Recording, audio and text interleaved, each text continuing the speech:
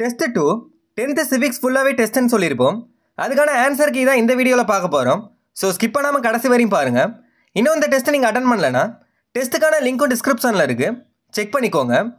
இந்த வீடியோ யூஸ்ஃபுல்லாக இருந்துச்சுன்னா மறக்காமல் ஒரு லைக் பண்ணிவிட்டு பாருங்கள். எவ்வளோ பேருக்கு யூஸ்ஃபுல்லாக இருக்குன்னு தெரிஞ்சுப்போம்.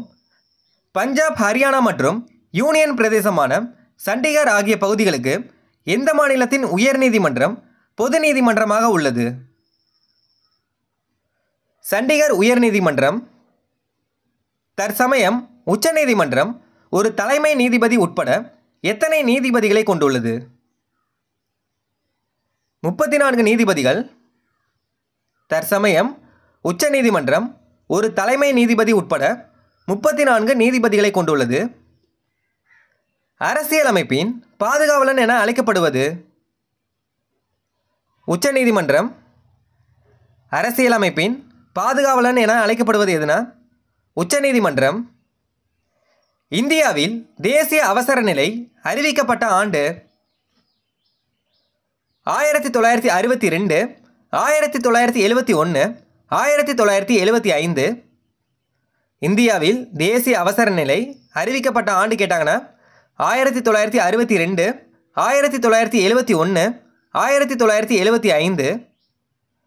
அரசியலமைப்பு என்ற கொள்கை முதலில் எந்த நாடுகளில் தோன்றியது? அமெரிக்க நாடுகளில். யாருடைய குறிக்கோள் தீர்மானத்தின் அடிப்படையில் அரசியலமைப்பு முகவுரை அமைந்துள்ளது? ஜவஹர்லால் நேருவின் குறிக்கோள் தீர்மானத்தின் அடிப்படையில். ஈரவை சட்டமன்றங்கள் கொண்டுள்ள மாநிலங்களில் தவறானது எதுன்னு கேட்டிருக்காங்க. இது இம்பார்ட்டன்ட் கொஸ்டின். ஈரவை சட்டமன்றங்கள் கொண்டுள்ள மாநிலங்களில் தவறானது எதுன்னு கேட்டிருக்காங்க. இல்லை, தவறானது எதுனா கேரளா. ஈரவை சட்டமன்றங்கள் கொண்டுள்ள மாநிலங்கள் எதுனா பீகார், கர்நாடகா, மகாராஷ்டிரா. இந்திய அரசியலமைப்பு சபையில் கீழ்கண்ட கூற்றுகளில் தவறானது எதுன்னு கேட்டிருக்காங்க. 1. 298 மாகாண பிரதிநிதிகள் உள்ளன. ஃபஸ்ட்டே தப்பு தான். 292 மாகாண பிரதிநிதிகள் வரணும். இல்லை, 298 மாகாண பிரதிநிதிகள்னு கொடுத்துருக்காங்க. ஏதான் தவறு. இந்தியாவில் முதன்முறையாக எந்த ஆண்டு பஞ்சாப் மாநிலத்தில் குடியரசுத் தலைவர் ஆட்சி நடைமுறைப்படுத்தப்பட்டது? 1951. இந்திய அரசியலமைப்பு கூட்டத்தொடர் எத்தனை அமர்வுகள் மற்றும் எத்தனை நாட்கள் நடைபெற்றதுன்னு கேட்டிருக்காங்க. 11 அமர்வுகள், 166 நாட்கள். இந்திய அரசியலமைப்பு கூட்டத்தொடர் எத்தனை அமர்வுகள் எத்தனை நாட்கள் நடைபெற்றதுன்னு கேட்டிருக்காங்க. 11 அமர்வுகள், 166 நாட்கள். கலை, இலக்கியம், அறிவியல், விளையாட்டு மற்றும் சமூக பணி ஆகிய துறைகளில் சிறந்து விளங்கும் எத்தனை நபர்களை குடியரசுத் தலைவர் மாநிலங்களவைக்கு நியமிக்கிறார்? 12 நபர்களை. முகவுரையானது 1976ஆம் ஆண்டு எந்த அரசியலமைப்பு சட்ட திருத்தத்தின்படி திருத்தப்பட்டது? 42வது சட்ட திருத்தத்தின்படி. முகவுரையானது 1976ஆம் ஆண்டு எந்த அரசியலமைப்பு சட்ட திருத்தத்தின்படி திருத்தப்பட்டதுன்னு கேட்டிருக்காங்க. 42வது சட்ட திருத்தத்தின்படி.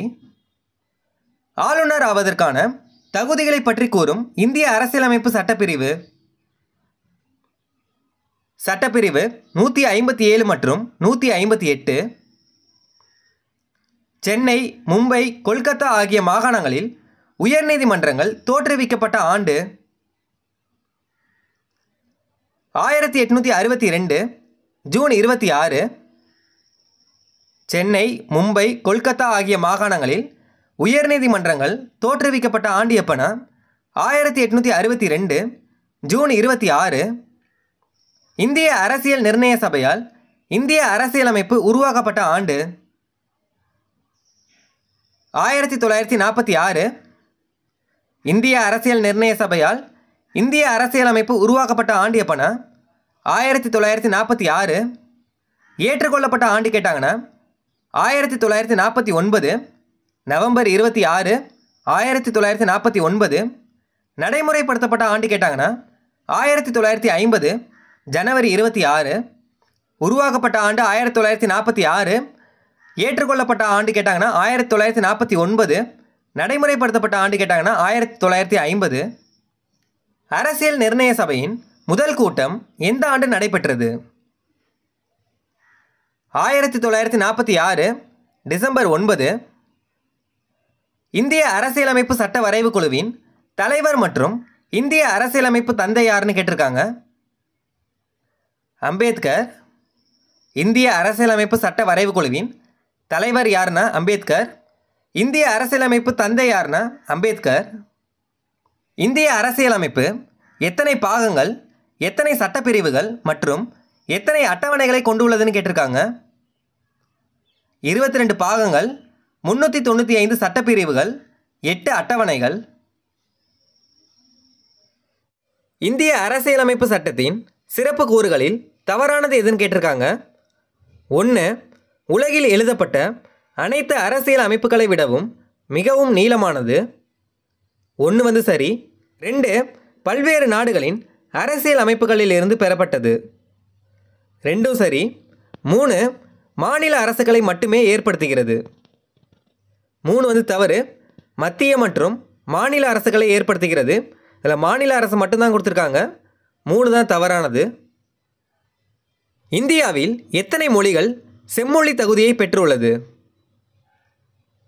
6 மொழிகள். பின்வருவனவற்றுள் எந்த உரிமை டாக்டர் B.R. அம்பேத்கர் அவர்களால் இந்திய அரசியலமைப்பின் இதயம் மற்றும் ஆன்மா என விவரிக்கப்படுகிறது? அரசியலமைப்புக்கு உட்பட்டு தீர்வு காணும் உரிமை. எந்த அரசியலமைப்பு சட்டப்பிரிவு இந்திய அரசியலமைப்பின் இதயம் மற்றும் ஆன்மா ஆகும்? சட்டப்பிரிவு 32. அரசின் பல்வேறு நிலைகள் அவற்றுக்கிடையேயான தொடர்பு மற்றும் பங்களிப்புகள் குறித்து ஆராய ஏப்ரல் 2007 யார் தலைமையின் கீழ் அரசு ஒரு ஆணையத்தை அமைத்தது? M.M. பூஜி தலைமையில். அரசின் பல்வேறு நிலைகள் அவற்றுக்கு இடையேயான தொடர்பு மற்றும் பங்களிப்புகள் குறித்து ஆராய ஏப்ரல் 2007 யார் தலைமையின் கீழ் அரசு ஒரு ஆணையத்தை அமைத்ததுன்னா M.M. பூஜி தலைமையில். அரசியலமைப்பின் எந்த சட்டப்பிரிவில் சட்ட திருத்தம் செய்வதில் பின்பற்றும் முறைகள் கொடுக்கப்பட்டுள்ளது? சட்டப்பிரிவு 368. 1976 மேற்கொள்ளப்பட்ட 42வது அரசியலமைப்பு சட்ட திருத்தம் மாநில பட்டியலில் இருந்து எத்தனை துறைகளை பொதுப்பட்டியலுக்கு மாற்றியது? 5 துறைகளை. 1976 மேற்கொள்ளப்பட்ட 42வது அரசியலமைப்பு சட்ட திருத்தம் மாநில பட்டியலில் இருந்து எத்தனை துறைகளை பொதுப்பட்டியலுக்கு மாற்றியதுன்னா 5 துறைகளை. இந்திய அரசியலமைப்பின் நடுவண் அரசின் நிர்வாகம் பற்றி குறிப்பிடும் பகுதி மற்றும் சட்டப்பிரிவுகள் எதுன்னு கேட்டிருக்காங்க. பகுதி 5. சட்டப்பிரிவு 52 முதல் 78. குடியரசுத் தலைவர் மற்றும் துணை குடியரசுத் தலைவர் பதவிகள் ஒரே சமயத்தில் காலியாக இருக்கும் பட்சத்தில் யார் குடியரசுத் தலைவரின் பணிகளை செயலாற்றுவார் அப்படின்னு கேட்டிருக்காங்க. உச்சநீதிமன்ற தலைமை நீதிபதி. உச்சநீதிமன்ற தலைமை நீதிபதி உட்பட இதர நீதிபதிகள் எத்தனை வயது வரை பதவியில் நீடிப்பார்? 65 வயது வரை. எந்த அரசியலமைப்பு சட்டப்பிரிவு பிரதம அமைச்சரின் கடமைகளை பற்றி குறிப்பிடுகிறது? சட்டப்பிரிவு 78. தமிழ்நாடு சட்ட மேலவை மசோதா எந்த ஆண்டு இயற்றப்பட்டது?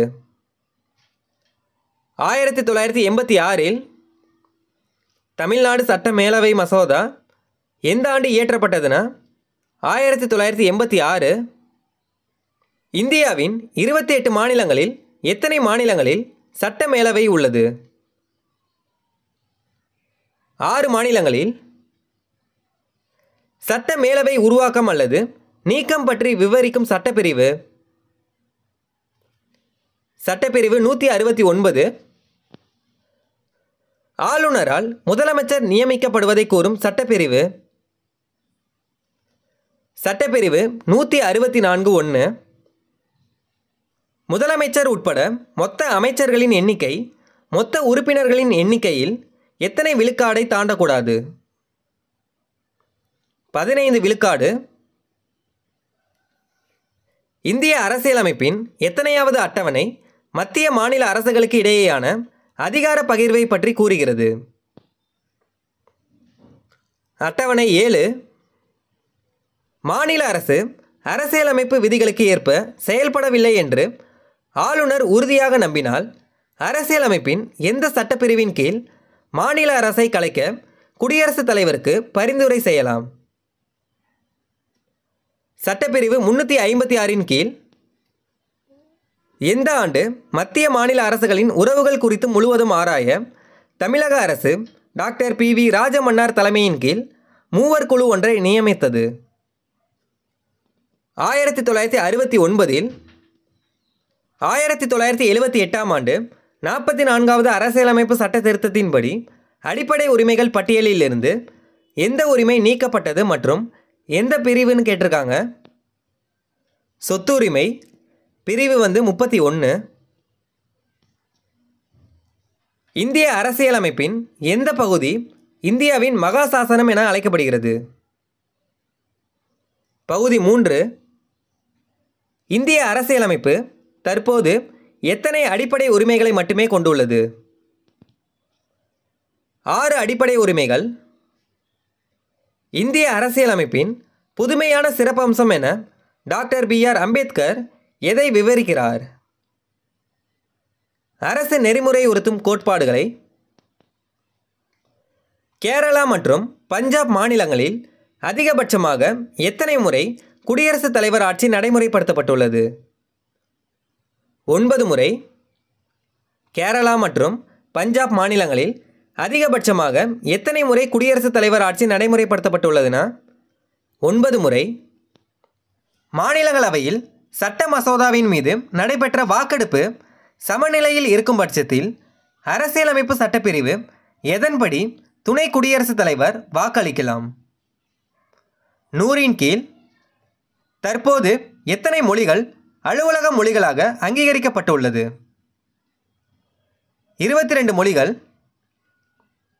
மத்திய அரசின் 3 அங்கங்களில் சரியானது எதுன்னு கேட்டிருக்காங்க. இதில் சரியானது எதுனா நிர்வாகம், சட்டமன்றம், நீதித்துறை. தமிழகத்திலிருந்து நாடாளுமன்றத்திற்கு தேர்ந்தெடுக்கப்படும் மாநிலங்களவை மற்றும் மக்களவை உறுப்பினர்களின் எண்ணிக்கை 18 மற்றும் 39.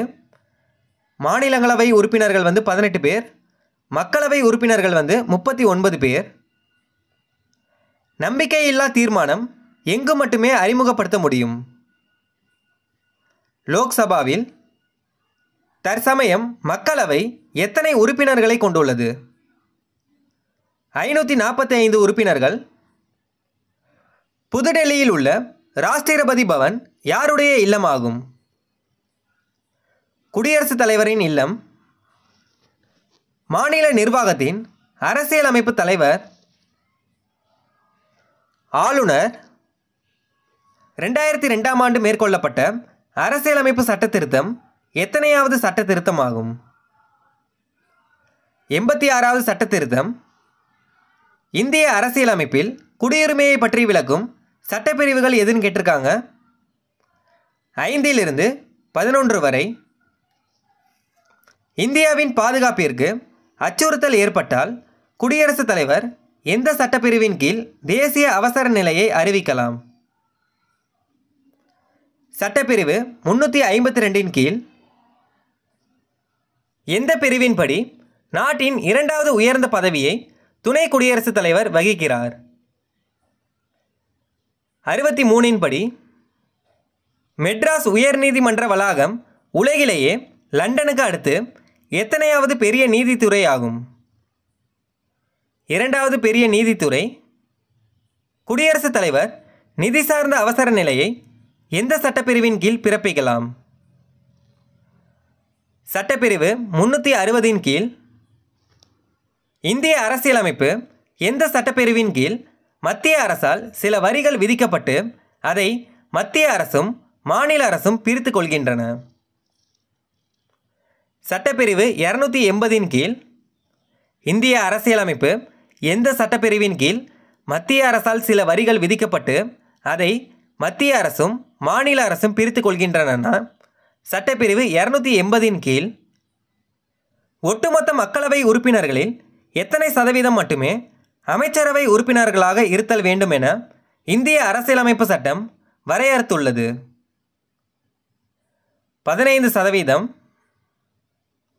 நாடாளுமன்றத்தில் பட்ஜெட் கூட்டத்தொடர் எப்பொழுதிலிருந்து எப்பொழுது வரை நடக்கும்னு கேட்டிருக்காங்க. பிப்ரவரி முதல் மே வரை. துணை குடியரசுத் தலைவர் தேர்தலில் போட்டியிடுவதற்கான தகுதிகளில் தவறானது எதுன்னு கேட்டிருக்காங்க. இந்திய குடிமகனாக இருத்தல் வேண்டும்.